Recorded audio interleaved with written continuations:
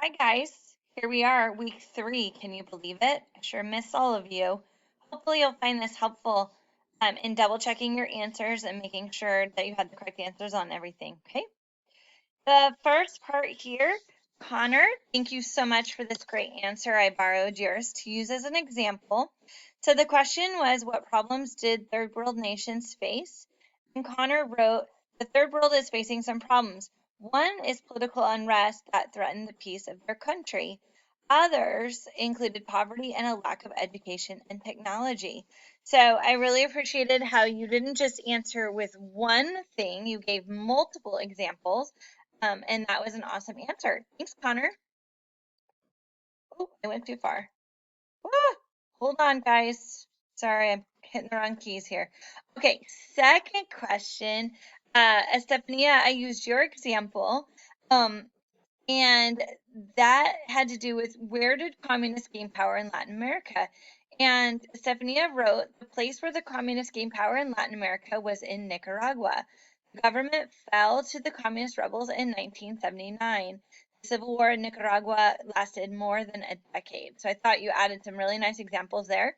I did point out, we don't want to forget in this answer about Cuba as well. This whole first paragraph here is about Cuba. And Cuba, even though it's so close to Florida, so close to the United States, it is part of Latin America. And the leader, Fidel Castro, he passed away a little bit ago, but his brother is now in charge of Cuba. Okay, third question. How did Khomeini change Iran? So his name was the Ayatollah Khomeini, which I know is a very hard word to say. But Khomeini led a revolt and made Islamic law the law of the land. So, Kobe, thank you so much for your answer on this. I borrowed it, and that's really important. So, in Iran, Iranians are not Arab, they are Persian, so slightly different ethnicities, but the majority religion in both the Arabic Middle Eastern countries as well as Iran is Islam. However, they do follow slightly different versions of Islam. Just like in Christianity, you might be a Catholic or you might be a Protestant. So both groups believe in Christianity just slightly different. So same is true in Iran and then the other parts of the Arab Middle East. So Khomeini did take over, lead a revolution in Iran, and basically they follow the strict laws of Islam. And like in America, our religion and government is supposed to be separated. That is the opposite case in Iran. Um, I'm looking at this again. I'm noticing a couple typos as I'm going. Sorry about that, you guys. I didn't show up when I put that in there, so sorry. All right, so Kobe, thanks for this answer. Now onto the vocabulary words. Elijah, when I stuck this map on mine, it looks a little bit not as great, but on the smaller screen, I just really loved the different colors. I thought it was really clear, it showed. So the third world is the developing countries of Asia, Africa, and Latin America. So remember that the United States and its allies during the Cold War were called the First World. The Soviet Union and its allies were called the Second World, and then these developing nations that didn't have a side yet, they didn't pick a side yet, they were called the Third World. And both the United States and the Soviet Union tried to get them on their sides during the Cold War. All right, non-aligned nations. So Connor, again, you guys pulled out some really nice maps. This one I thought was really cool because it shows a big section of Africa as non-aligned. So non-aligned are nations of the third world that has a group rejected alliance with either the U.S. or the former Soviet Union. So they are not going to take sides, even though both the United States and the Soviet Union definitely tried to get them on their teams. They did not.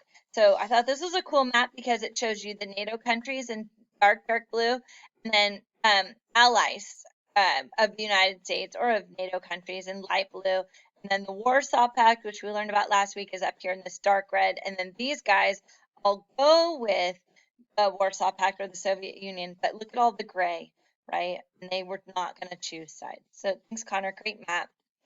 All right, Elijah, I love this picture. You chose of Fidel Castro, so the Cuban socialist leader who overthrew a dictator in 1959. That is a really cool. It's got the flag in the back.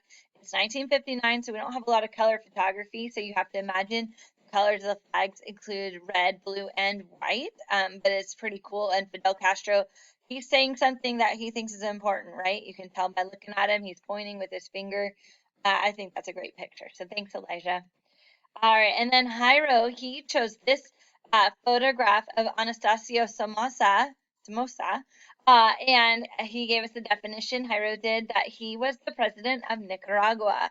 And I liked this photograph because it shows some military medals right here. And I think that's an important thing to note. What are these leaders? What kinds of outfits do they wear? So thanks, Jairo. Uh-oh, I didn't give credit to who gave me this one. I forgot. Uh-oh, and now I don't remember. So Daniel Ortega, he was a communist rebel who overtook the Nicaraguan government in 1979. He was the leader of that rebel group. I apologize. I don't remember who gave this one to me. So whoever did, you'll have to let me know if this one was yours. Sorry about that. All right, and then Martha, I really like this image that you chose for the Shah, okay, Shah Mohammad Reza Pahlavi, and he was the Iranian Shah, and he took over the Islamic Revolution, and this is a really great picture of him with look at all these medals in the military outfit. I think that's really cool. Guys, on a couple of your slides, I don't know, it doesn't show in this point.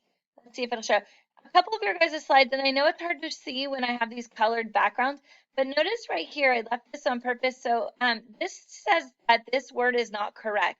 So whenever you see the red line, that means that you can fix it. So you click on your mouse on the right side of your mouse, and see how this list comes up? At the top, it says, did you mean? And you could, usually they guess the right word that you actually did mean. So we're going to click on it and it fixes it. So anytime you see that little red line, try to fix those words as best you can. I know we don't always know which one fits, but try to do that, okay? All right, and then, oh my gosh, I did a horrible job this week, you guys. I forgot to give credit to somebody else here. Oh my God, let me know if this one was yours. So the Ayatollah Khomeini, this is a cool picture because this is when he was really young. So he doesn't really look like that anymore, but he was an Iranian political spiritual leader of the Islamic Revolution. So I like that photograph. Shootaroo, guys, I apologize. All right, and then Connor, I liked your answer for this last paragraph right here that you did. I thought you did a nice job explaining not just the 4 places, but also the conflict. So the 4 places that changed or the conflict that occurred was in Cuba, Berlin, Germany, Soviet Union, and the United States. So it was kind of nice because you answered the question right there and then you gave the details. So the change in Cuba was Fidel Castro nationalized businesses and most of the land under government control. He also restricted Cuba's political freedom. In Berlin, Germany, the conflict was that the East Germans were unhappy with the communism, and they were also, I bet you anything, that's a red underlined word if I unclick this out of present mode, but that's okay.